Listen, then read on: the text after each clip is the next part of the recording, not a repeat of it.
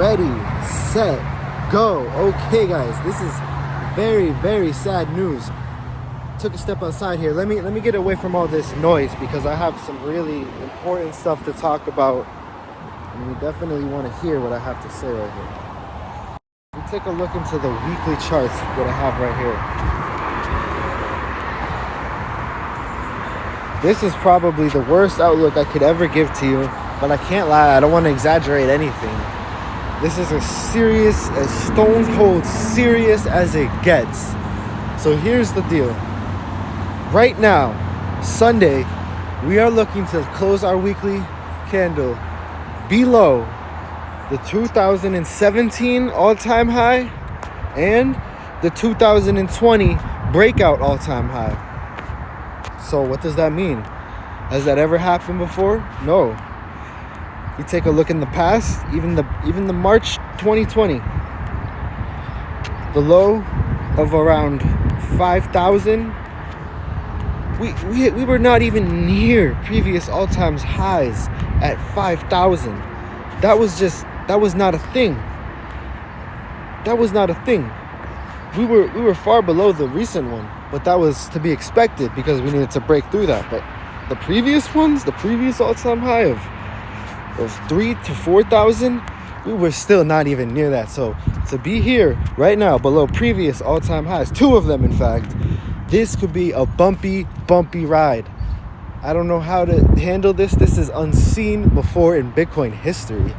So the cards you play right now are gonna really determine some of the smartest people. So in my opinion, I always want to say, hey look, this is always just a bump in the road, and we're on our way back to the all-time high. But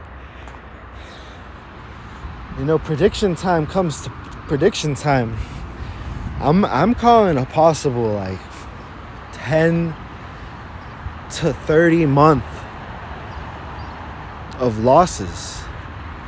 You could see for the next upwards of 3 years of just consistent loss till we get to the levels of maybe sub 5,000. Now I don't even want to see something like that, because what would that mean for the medium and short long term? That's just devastating. Losses every week, no matter what you do to fight it. But what can that mean for the extreme long term? Talking like 2035 and onward. Well, this is the opportunity that you always would be thinking of at that time. Maybe not right now, maybe it hasn't presented itself right now, but the idea of, okay, this Bitcoin could actually last a long time, and this is the down period of 5 or 6 years that I have to go through.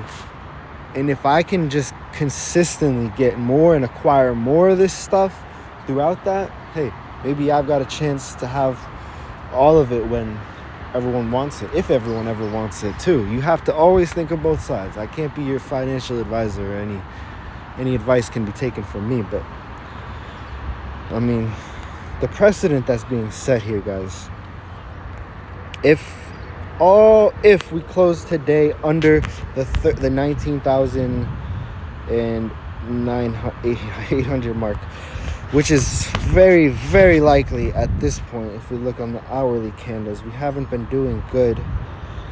And as well as all of that being said, that Adam and Eve pattern that I was referencing a few days ago, it has not even come down to the breakout target of 17,000. So I'm anticipating, as soon as everyone hears that this week closes under 19,800, a lot of downward selling action is going to push this price down. And we may go to hit the 17,000 first, maybe tonight or Monday morning. And that's what people find out. And that will probably tumble the week into some really bloody red numbers.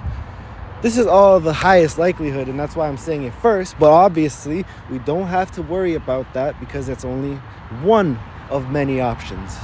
We only have speculation right now. There is no proof, and there's nothing happening yet.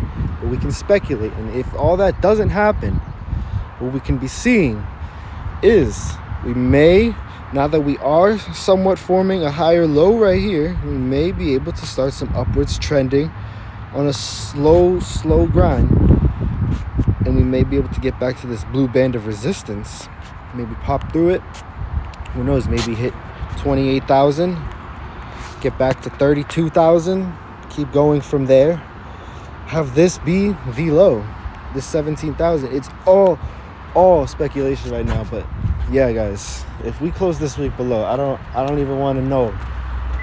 You don't want to know. So let's hope it doesn't. Anyways, when times like these happen, I gotcha.